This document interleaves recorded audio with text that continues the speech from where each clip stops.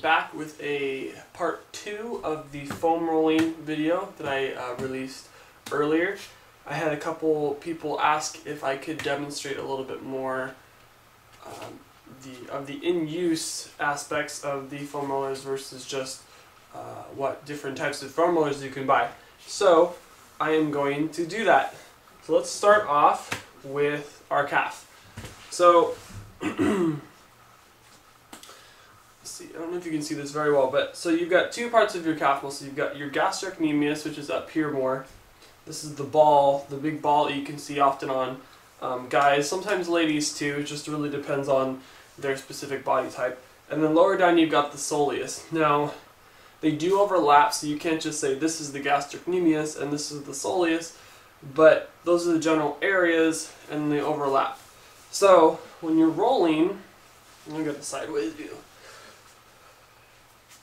When you're rolling, it's important to get both. You don't just want to spend all your time on the upper part of your calf.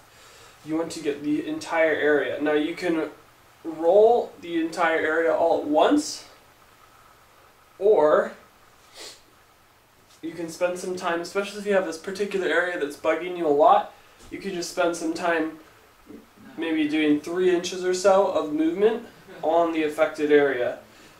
Another thing you can do is if you have a really small area that you just want to do more of a trigger point, pressure point, all you have to do is just get on the affected area and sit on it. Now there's a couple ways to bump up the intensity. One is to use a more intense roller. This roller is not going to be as intense as this one just based on how they're made. Second, depending on where you put your body weight, that affects the intensity too. So if I'm just sitting here letting my leg rest on the roller, I can feel it, but it's not very intense. If I use my leg right here to help me push off the ground, that increases the intensity. And third and fourth, you can put your other leg on top. That's definitely more intense than this, but the most intense is this. And now this hurts pretty good. So depending on what is wrong, you can choose any of those 4, and you can even put all your weight on it and then even roll. And that, oof, yeah, that's painful right there. So usually when there's pain involved, when it hurts, it's going to hurt a little bit no matter what, but if it's really painful, chances are there's something wrong, or at least there's something tight in there that needs to be worked out, or you're just doing you've gone too intense too quickly. That could be another issue.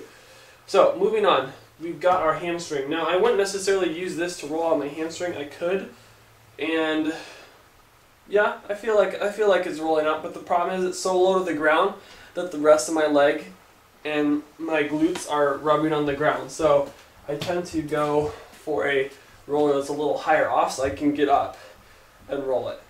Now, for me, I've never been a huge hamstring roller.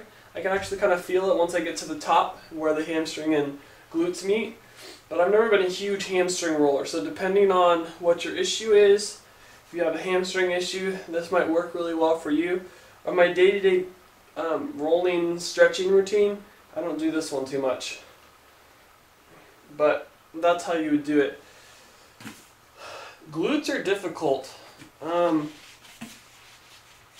can kind of put it at an angle and roll it out that way. I can feel that getting it. And you can also do the other way, where you're just putting all the pressure on one particular point. Now, foam rolling looks awkward. It's not a bad thing. It's pretty much wherever you're getting the job done, whatever position you're getting the job done on these things is what you want to do, is what you want to shoot for.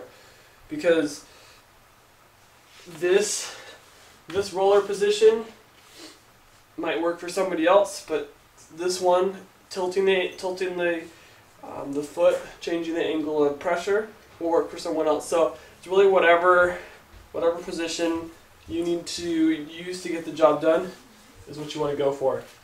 Now, the quad. This is kind of a funky one. It's a tricky one. I'll start out with this one. I use this one normally for my quad though. Put it right there. Alright, so almost looks like a plank. I don't know if you can see that other leg. I have it out here, my knee, so it's helping me brace. Don't try to do this on something hard surface because it's going to hurt that knee, so make sure there's some sort of carpet. And then I'm just going to roll. Now again, you can do small areas. I kind of like to get the whole area all at once. That's just my preference. And this is just working the top of my quad. Remember, you've got 4 quad muscles, so you're going to have to change the angles a little bit, which I'll do in a second, to get all of them. I'm going to go in, and this is going to change it a little bit. So now I'm getting my VMO, vastus medialis, and this is usually a pretty tender spot on most people. I know it's tender on me, especially if you go to the adductor, so if you change the angle even more and just get the inside of your leg, that's usually fairly tender. And even this muscle of the quadricep, the vastus medialis, is tender on me too. So I try to get this as well because it's a common area where I have issues. And lastly, you want to get the side so you can get your IT band and your vastus intermedius. So then you just get on the side and you can put all your weight on it. If you're not used to a foam roller, this is probably going to be too intense for you. So one thing you can do is just brace on the ground with your hand here and use your other foot to help stabilize. And then you want to make sure you're getting the whole part of your IT band. Remember, your IT band runs from about up here all the way down to here. So there could be certain trouble spots, but you do want to make sure everything's nice and loose. And right here is where it's mostly painful for me, so this is where I would work. Spend some time on it.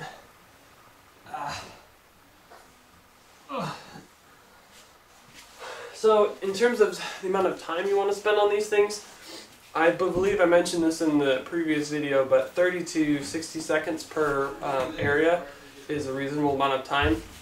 If you have nothing else, 15 seconds is going to be better than no time.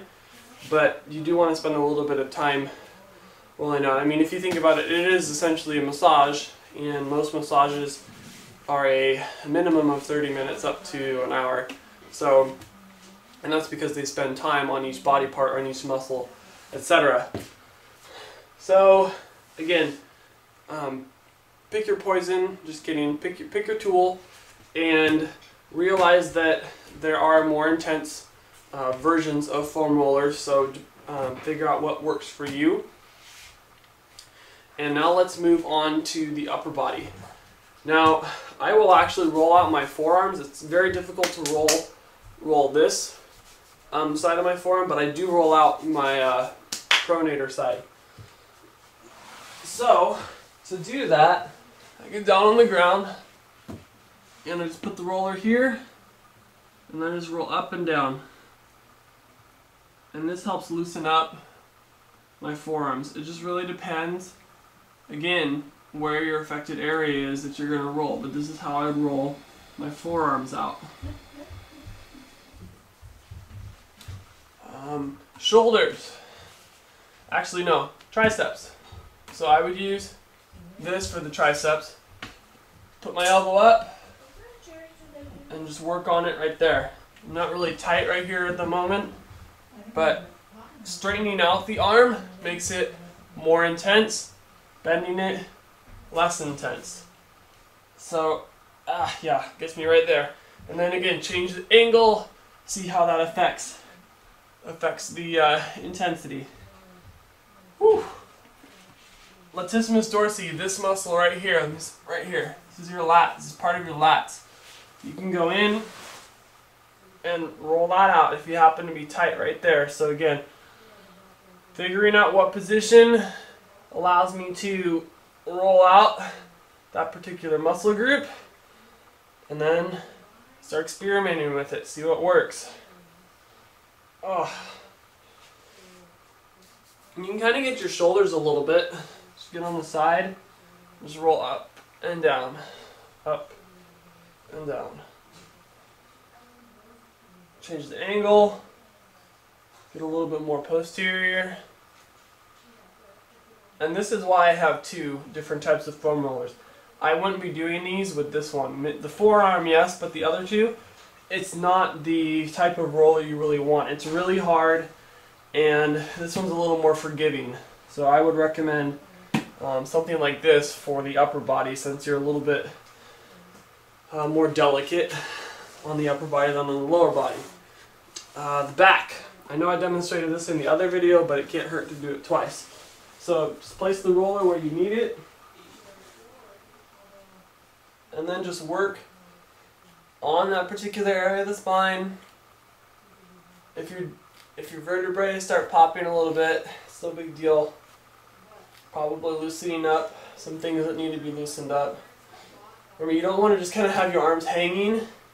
That changes what's being rolled on, because your scapula, your shoulder blades, can move. So when I'm up here, I'm pulling my scapula out of the way so that the muscles next to my spine can be targeted a little bit more. But if I'm just hanging there, they fall back, and then you're not really targeting the right area.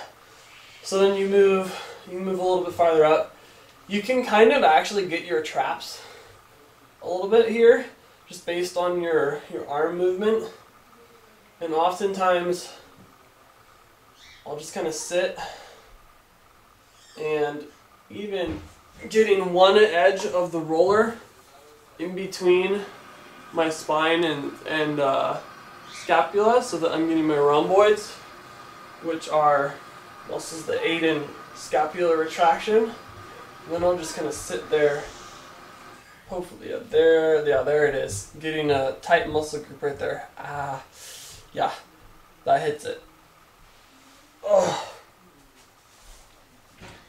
And that's pretty much my normal routine if I'm going to just foam roll. So hopefully that gives you some ideas.